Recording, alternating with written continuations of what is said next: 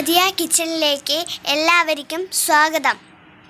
ഇന്ന് ഞാൻ ചെയ്യാൻ പോകുന്നത് കരിഞ്ജീരകമാണ്. കരിഞ്ജീരകത്തിൽ മഹാ അത്ഭുതങ്ങൾ എന്തെന്ന് നോക്കാം. അബൂ ഹുറൈറയിൽ നിന്നും നിവേദനം ചെയ്ത ഒരു ഹദീസിൽ കാണാം, പ്രവാചകൻ പറഞ്ഞു, മരണമൊഴികെ മറ്റെല്ലാ രോഗങ്ങൾക്കും ശമനമുണ്ട്. കരിഞ്ജീരകത്തിൽ അടങ്ങിയിരിക്കുന്ന തൈമോക്യൂറിൻ എക്സ്ട്രാക്റ്റ് നമ്മുടെ ശരീരത്തിൽ അടങ്ങിയിരിക്കുന്ന ഹൈ ഇമ്മ്യൂണിറ്റി പവർ, ആസ്മ രോഗം, മുതുകുവേദന, വയറിളക്കം, പ്രമേഹം, സോറിയാസിസ്, മഞ്ഞപ്പിത്തം, പേശീവേദന, ക്ഷീണം, കടുത്ത പനി, തലവേദന, എല്ലാ രോഗങ്ങൾക്കും ഉത്തമമാണ് കരിഞ്ജീരകം. ഞാനിവിടെ 250 ഗ്രാം കരിഞ്ജീരകമാണ് എടുത്തിട്ടുള്ളത്.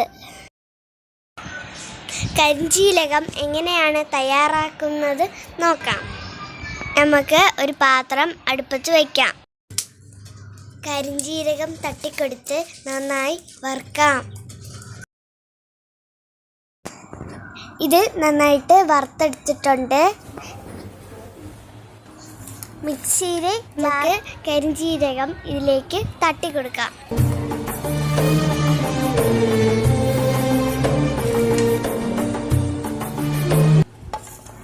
ഇത് ഇനി നന്നായി പൊടിച്ചെടുക്കാം.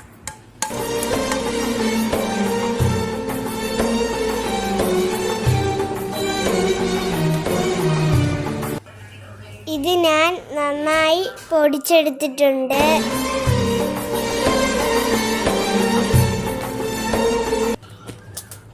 ഈർപ്പമില്ലാത്ത പാത്രത്തിൽ കരിഞ്ജീരകം തട്ടി മാറ്റാം. അതിന് ആവശ്യമായ തേന് ഒഴിച്ച് കൊടുക്കാം.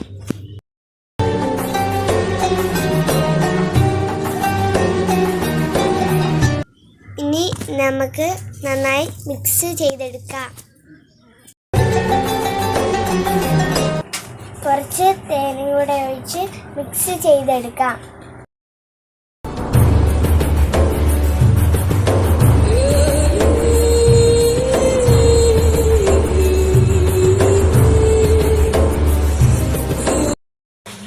ഞാൻ നന്നായി കരിഞ്ജീരകം മിക്സ് ചെയ്തെടുത്തു.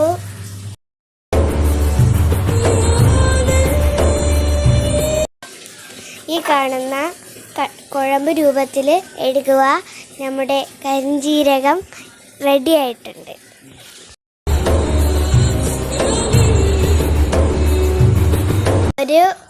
ഇനി ഒരു ഉണക്ക ബൗളിലേക്ക് സൂക്ഷിച്ച് വെക്കാം.